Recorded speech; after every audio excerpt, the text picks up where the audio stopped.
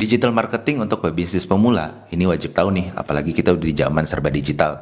Kalau nggak mulai sekarang, bisa-bisa kompetitor itu bisa mengalahkan pemain-pemain lama. Atau mungkin ini juga cocok untuk pemain lama yang belum merambat ke tanah digital untuk mulai kegiatan aktivasi digital marketingnya.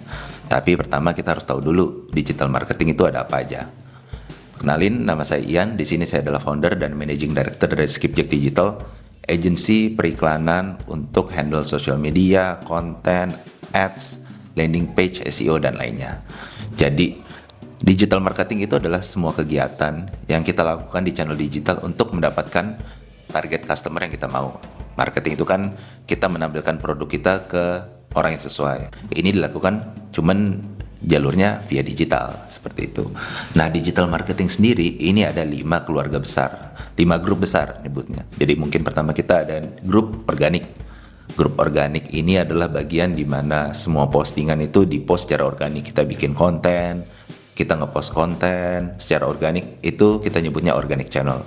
Kedua ada ads. Ads ini adalah platform di mana kita mengakselerasi pertumbuhan bisnis kita melalui konten-konten yang udah kita post. Yang ketiga ada SEO, Search Engine Optimization. Ini gimana kita bisa menampilkan website kita nih di situs pencarian Google itu nomor atas.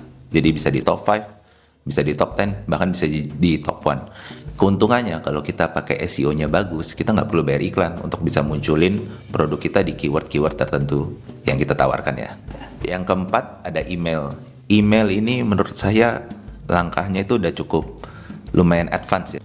Jadi websitenya biasanya udah punya database sendiri, udah bisa login, kita bisa nge-track orangnya kayak gimana, baru email itu dipakai. Karena kalau terlalu kecil, biaya yang dikeluarkan untuk mengirim email itu kan lumayan, karena pengirimannya tuh dilakukan secara bulk. Jadi kamu baru bayar sekian untuk email 0 sampai sekian puluh ribu, sekian ratus ribu. Jadi email ini lumayan advance. Yang terakhir adalah pemeliharaan website. Jadi kadang pebisnis tuh punya website, ada websitenya tapi nggak pernah diupdate. Lumayan bahaya karena bisa jadi orang tuh udah interested, udah masuk ke halamannya, tapi dia nggak tahu tuh harus kemana. Ini kita harus pelihara, kita harus tampilkan informasi terbaru, update-update-nya. Terus apa sih yang bisa dilakukan setelah orang tuh nyampe di website. Nah, itu digital marketing. Ada 5 hal yang harus diperhatikan. Yang pertama, kamu harus tahu nih target market kamu siapa. Jadi kalau kamu tahu target market kamu siapa, kamu bisa nentuin ke poin kedua, di mana mereka berada. Jadi kalau misalkan contohnya, kamu punya showroom mobil bekas. Showroom mobil bekas ini orang-orang itu ada di mana ya? Mungkin orang itu suka nontonnya review-review mobil bekas yang lumayan lama. Jadi kontennya sekitar 7 sampai 12 menit, bahkan ada yang 20 menit. Ya mungkin kamu bisa menggunakan strategi YouTube. Jadi bikin konten, bikin review, bikin penjabaran yang detail untuk orang-orang yang akan beli mobil bekas. Karena beli mobil bekas itu kan kita bisa tampilin banyak sekali informasi kalau videonya cukup lama. Kalau videonya cukup pendek kan lumayan sulit ya, semuanya harus dimasukin. Mungkin dalam 1 menit itu poinnya nggak akan tercapai. Yang ketiga, kita harus tentuin nih matrix dari target penjualan kita. Kita udah tentuin platformnya, kita harus lihat juga nih efeknya kayak gimana. Jadi kalau misalkan kita ngepost konten kan biasanya akan ada view, akan ada engagementnya, terus akan ada likes-nya. Itu tuh bisa kita lihat kenaikannya tuh gimana. Jadi jangan post konten, post aja. Tapi kita harus juga ngeliat nih konten pertama sama konten kedua ada peningkatan nggak.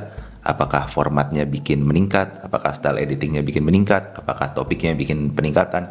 Kalau ada peningkatan, itu yang kita lakuin terus-menerus. Jadi selalu utamakan testing. Testing itu perlu di awal-awal. Coba berbagai macam materi yang beda, angle yang beda, topik yang beda, baru kita scale up dari situ.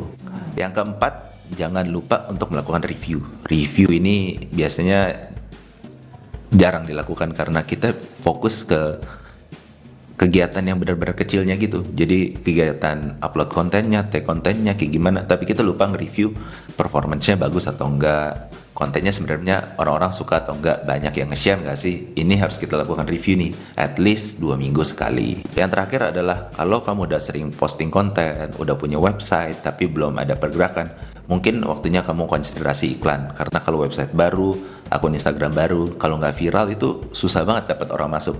Jadi mulai testing iklan, mulai spending iklan di platform-platform yang cocok, antara di Meta Ads, Google Ads, TikTok Ads. Konsiderasi iklan, tentuin targetnya, tentuin budgetnya juga. Jadi kalau jalanin iklan ini bagusnya kita nggak jalanin kayak cuman 2 hari terus berharap ada sales, karena kan iklan itu butuh waktu ya untuk belajar, butuh sekitar 7 hari untuk dapat performance yang optimal. Nah setelah dapat performance yang optimal ini, baru tuh iklannya bisa jalan. Tapi jangan lupa selalu lakukan review. Itu 5 hal yang harus diperhatikan. Kalau kamu ada pertanyaan, tinggalin komen di bawah dan kita akan bahas di video berikutnya.